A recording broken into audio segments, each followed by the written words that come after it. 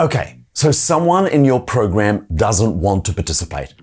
And here's what many program leaders and facilitators do. They push, they cajole, or worse, they single people out, and it almost always makes things worse.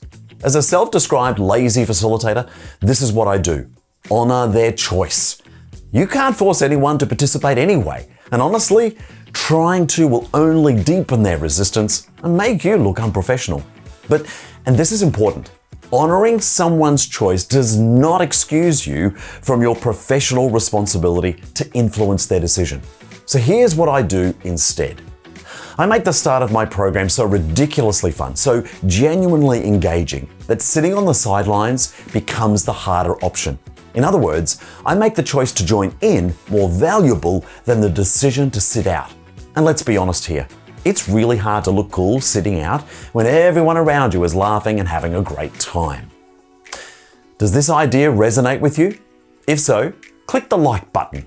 And for a full toolkit of strategies to engage reluctant participants, check the links in the description below.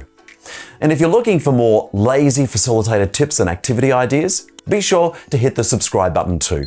Thanks for watching and have fun out there.